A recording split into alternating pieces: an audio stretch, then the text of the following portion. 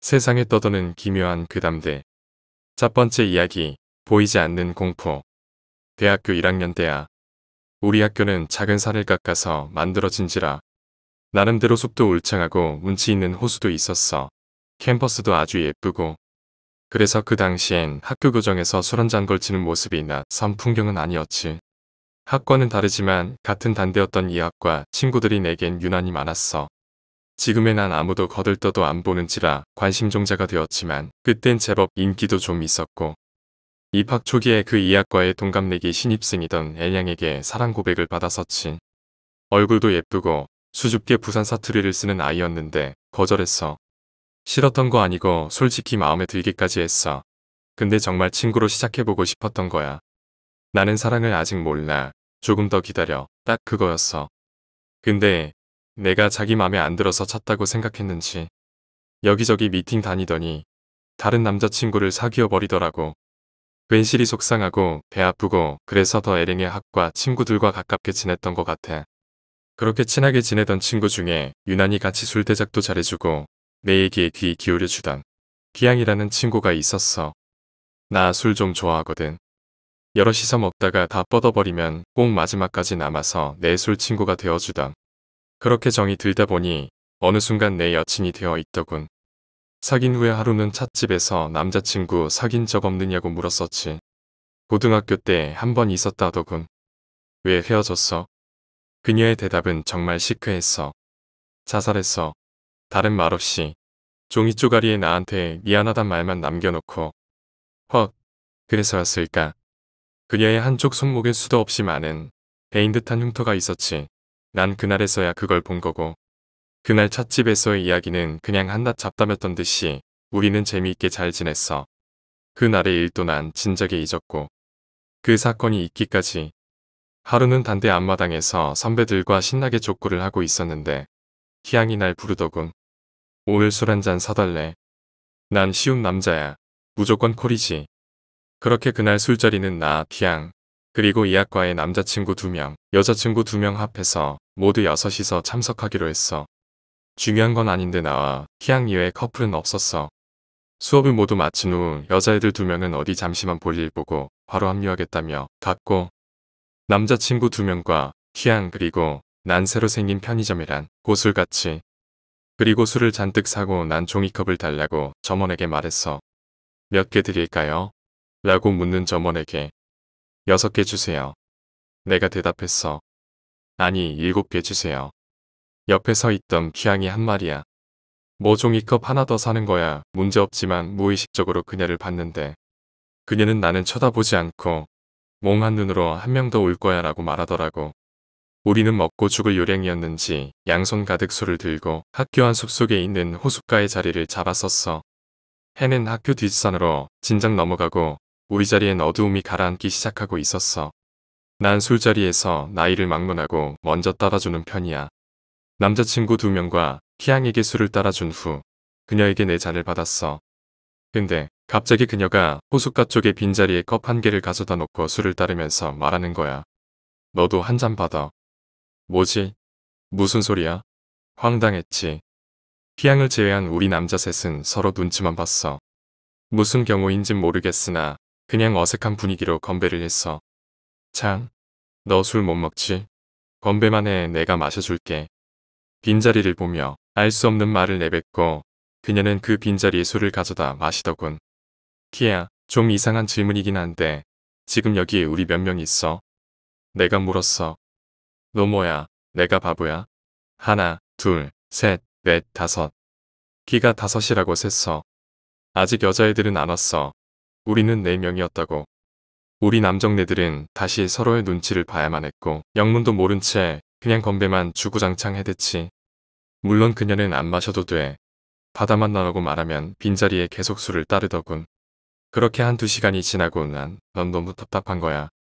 그래서 다시 한번 물었어. 키야 여기 정확히 몇 명 있어? 너 왜 자꾸 장난쳐? 5명 있잖아. 정말 멘붕이라는 말은 그 당시에 그 자리에서 만들어졌어야만 해. 그 상황을 위해 만들어진 단어야 분명. 근데 그게 다가 아니었어. 그녀가 갑자기 호수 위 허공을 바라보며 외치더라. 잠깐, 더 있네. 여섯, 일곱, 여덟. 숫자를 세는 속도가 점점 빨라지더니 일이 오고 있어. 아홉, 열, 열하나. 갓. 정말 그 비명소리 하나에 온몸의 털이 모두 곤두서더라. 근데 그녀 눈에 검은 자가 안 보이는 거야. 그녀는 알 수 없는 비명을 질렀어. 그건 공포에서 우러나오는 비명도 아니었어. 차라리 사람 소리가 아니었다는 게 정확한 표현일 거야. 눈은 뒤로 뒤집어지고 있었고 입에서는 거품을 물기 시작하더라. 무서웠지만 뭐라도 해야겠기에 그 친구들에게 키양의 손을 주물러 달라 그러고 난 그녀 위에 올라타서 뺨을 후려치기 시작했어. 정신 차려 제발. 나도 모르게 내 뺨엔 눈물이 흐르고 있더라. 그녀 입에선 거품이 계속 흘러내렸고 소름 끼치는 비명도 계속되었지. 그 비명 소리에 경비 아저씨 한 분이 한 손엔 랜턴을 들고 달려오셨어. 많이 당황하신 듯 말을 떠듬거리시더라고. 경비 아저씨가 말했어. 너희들 뭐하는 짓거리들이야? 순간 상황 파악이 되는 거 있지. 여자 한 명은 누워서 비명을 지르고 있고 남자 3명 중 2명은 양쪽에서 팔을 잡고 있고 다른 하나 바로 나는 배 위에 올라타 있었으니 그게 아니라 저희 이 학교 학생들인데 같이 술 먹다가 이 친구가 발작을 말이 정리가 잘 안 돼서 말끝을 흐렸어. 다행이라고 해야 하나. 나중에 합류하겠다던 그 여자애들 2명이 학교 정문쯤에서 피양의 비명소리에 땀 범벅이 되어서 달려왔어. 대략 300m가량의 거리인데. 아저씨 이네 친구 맞아요. 우리도 같이 술 마시러 온 건데. 아저씨는 여자친구들의 말을 듣고 바로 상황 파악이 되셨던 것 같아. 근데 그 옆에 있던 또 다른 한 친구 말이 얘 또 이러는 거야? 어떻게 또 이러는 거야? 라고. 아저씨께 여기서 술 먹지 말고 빨리 친구 부축해 가라는 주의를 듣고 우리는 그 숲에서 빠져나올 수 있었지. 키양은 아까와 같은 비명소리는 내지 않았지만 마치 짐승과도 같은 거친 숨을 내몰아쉬며 계속 중얼거리더군. 나 좀 놔줘. 나한테 왜 이래. 제발들 좀 가라고. 귀가 중얼거렸어. 그러다가는 또 찢어질 듯 한 고음으로 가라고. 거지라고. 하면서 외쳐대기도 하고. 그런 그녀를 부축한 채 우리는 학교 앞 산길을 걸어 우리 단대 건물로 향했어. 그 사이에도 그녀는 계속 중얼거리다가는 번뜩 뒤를 돌아보며 꺼지라는 비명소리를 질러댔고 그게 계속 반복되었지. 나는 눈물이 맺힌 채 계속 아직도 쫓아와. 아직도 같은 질문만 되풀이했어. 공포 때문에 흘린 눈물은 아니었어. 사귄 지 얼마 되지도 않았고 그다지 깊은 관계도 아니었지만 그래도 내 여자친구인데 그녀를 보살필 힘이 없던 내 자신에 대한 자괴감이었던 것 같아. 우리 단대로 오는 길에 작은 다리가 하나 있어. 지금은 물이 흐르진 않지만 그 당시엔 다리 아래로 마치 조그만 계곡처럼 흐르는 물이 있었고 그 다리를 건너는 순간 그녀가 털썩 주저앉더니 이제 갔네 라고 말하더라. 그렇게 우리는 단대 동아리실에 그녀를 데려다 눕혔고 모두들 기숙사 또는 자취방으로 돌아가 버렸어. 아침까지 난 그녀 곁에 있어 주었지만 그 이상은 그러지 못했지. 같은 단대였지만 과가 달랐던 나는 그 후에 알았어. 신입생 오리엔테이션 때 누군가 그녀를 보고는 갑자기 생뚱맞게 얘 귀신 들렸네라고 말해서 주위 선배들에게 이상한 말 한다고 욕 들어 먹었던 사건과 그 이후에 이번과 같은 일이 술자리에서 종종 있었다는 것. 나만 모르고 있었던 거야. 처음에 술자리에 있었던 빈자리의 술잔. 그녀의 옛 남자친구였을 거라 감히 추측해봐. 근데 여섯, 일곱, 여덟. 그녀는 과연 무엇을 본 거였을까? 내가 살면서 가장 공포스러웠던 순간이었어 이게. 내 눈에 차라리 그것들이 보였다면 그토록 무섭진 않았을 거야 분명. 역시 보이지 않는 것만큼 무서운 건 없나 봐. 속에 독을 품은 사람 마음처럼. 두 번째 이야기. 이상한 꼬마 아이. 98년도가 끝나갈 무렵. 그 아이를 처음 본 것은 눈이 살포시 쌓여가기 시작하는 늦은 저녁. 기차역전의 한 골목이었어. 7, 8살이나 돼 보였을까. 크고 맑은 눈망울과는 상반되게 부스스한 머릿결과 여기저기 트어진 옷자락. 또래 혹은 조금 더 커 보이는 녀석들에게 거지라고 놀림받으며 묵묵히 서서 눈물만 그렁그렁대고 있었지. 나 오지랖이 좀 넓어. 그래서 그냥 지나칠 수 없더라고. 짓궂은 녀석들을 쫓아버리고 난 그 아이에게 다가갔지.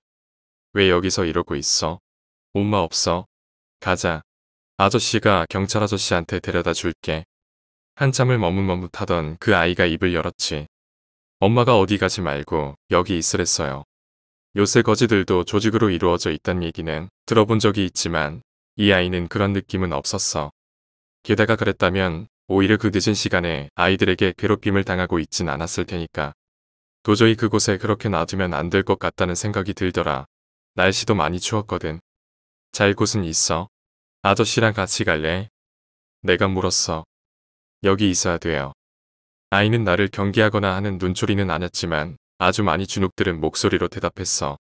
밥은 먹었냐고 물어보고 마치 시간도 많았던 터라 그 아이를 데리고 주변에 분식집이 보이길래 데리고 들어갔지. 이것저것 싸서 챙겨 먹이고 나왔는데 도무지 발길이 안 떨어지는 거야. 목에 있던 목도리를 풀어서 그 아이 목에 감아줬어.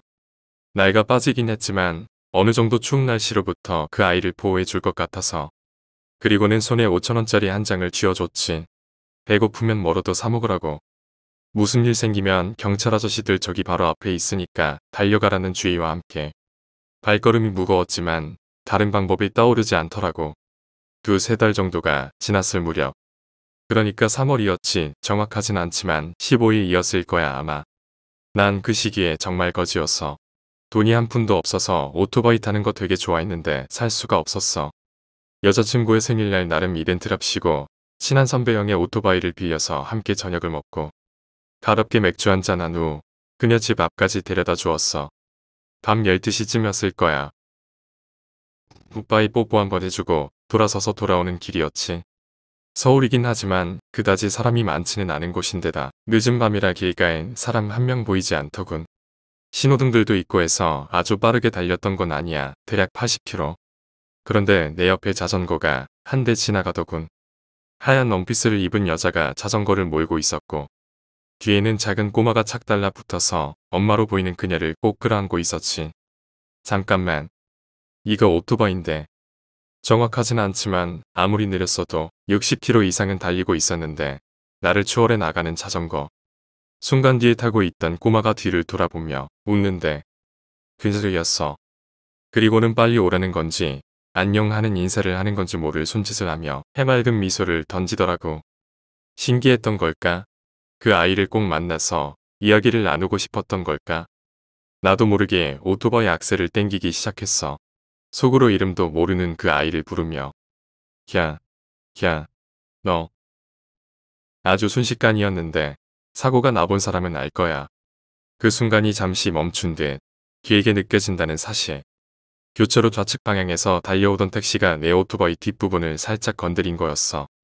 그리고 난 넘어졌고 왼쪽 다리가 오토바이에 깔린 채로 약 10여 미터를 끌려갔지. 참고로 오르막길에서 그 정도 미끌려간 거야. 고통. 그것보다 좆됐다. 빌린 오토바이인데. 이 생각이 먼저 들더라. 집에서는 내가 오토바이 탈 줄도 모르는 걸로 아시는데. 짧은 그 순간에 별의별 생각을 다 했지. 정신을 챙기고 보니 자전거는 온데간데였고 택시기사가 내려서 날 바라보며 안절부절하고 있더군. 나중에 병원 가서 보니 오토바이에 깔렸던 왼쪽 다리에 무릎과 인대를 좀 다치고 발가락뼈에 금이 가긴 했지만 다른 곳은 조금도 다치지 않았어.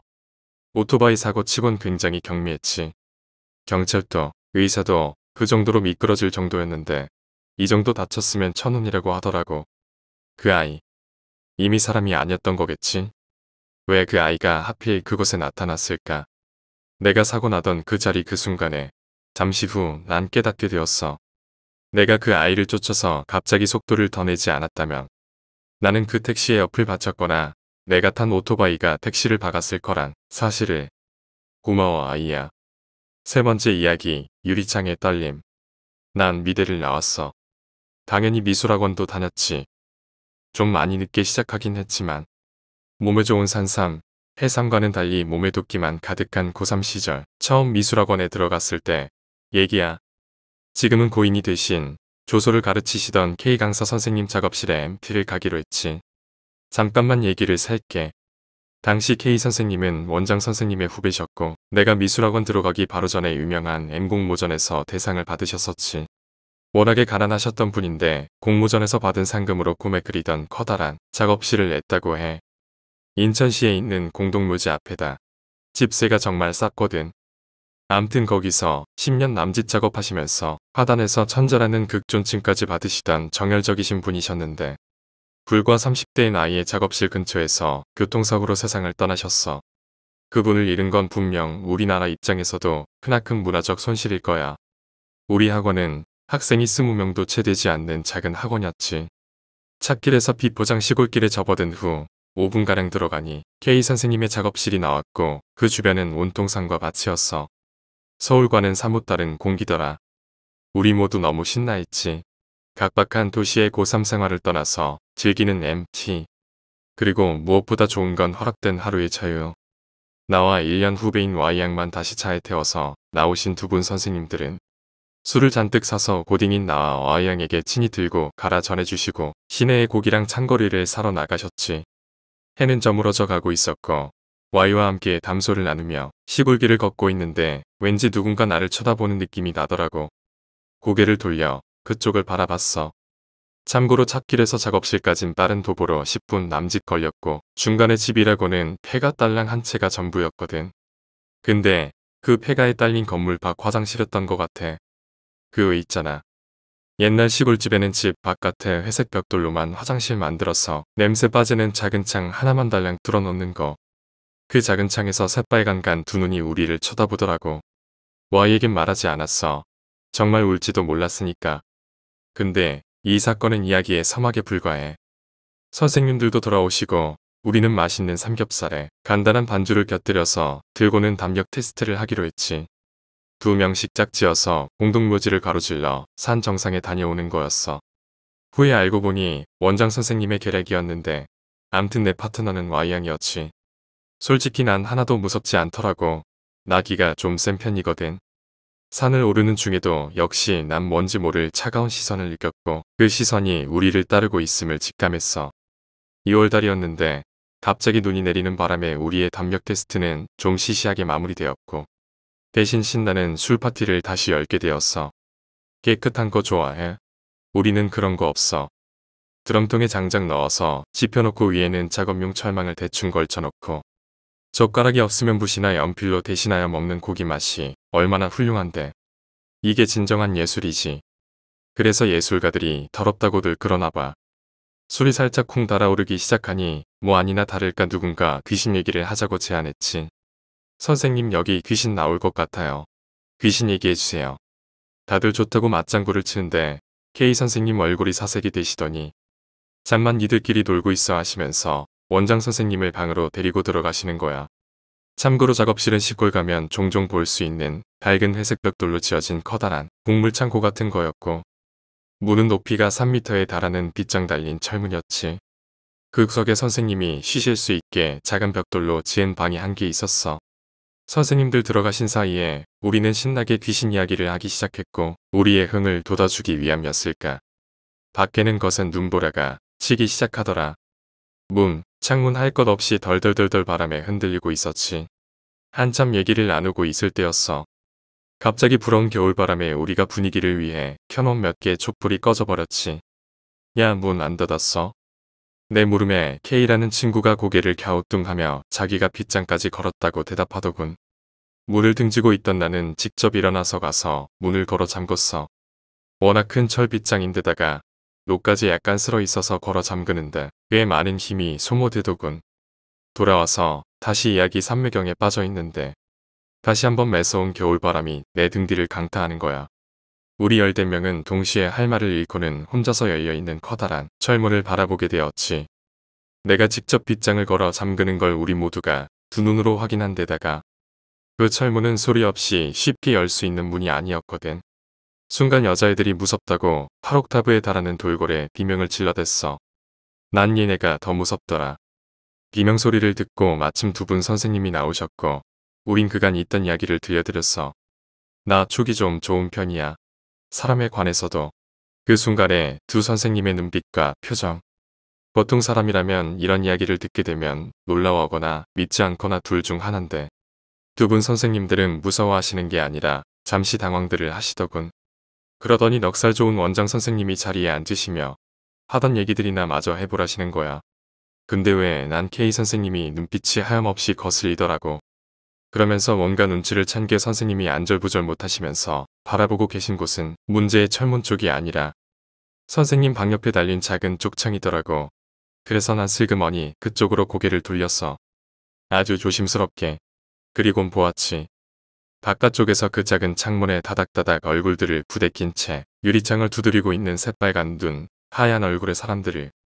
그리고는 K 선생님을 다시 보니 아무 말씀 없이 나를 보고 계시더군. 그렇지만 무슨 말씀을 하고 싶으셨는지는 쉽게 알 수 있었지. 너도 보이는구나. 여담이야 이건. 후에 원장 선생님과 나는 사적인 이야기를 털어놓을 정도로 가까워져서 원장 선생님이 그 당시 이야기를 들려주시더군. 자기를 방으로 데리고 간 K 선생님이 막 걱정스런 눈빛으로 그러더래. 형, 여기 귀신 있어요. 간혹 밤에 작업하고 있을 때 바람이 창문을 마구마구 때려요. 처음엔 바람인가 보다 했죠. 그러다 한 번은 느낌이 이상해서 뒤를 돌아보니 저 작은 창문에 수없이 많은 얼굴들이 다닥다닥 붙어서 창문을 막 두드려요. 마치 열어달라는 듯이. 근데 희한하게 그런 날이 되면 귀신이 보이기 전에 느낌이 딱하니 와요. 바로 오늘처럼요. 오늘은 안 나타나기를 바랬는데. K 선생님이 이렇게 말했대. 그래 맞아. 우리가 눈보라라고 자연스럽게 믿었던 그 유리창의 떨림.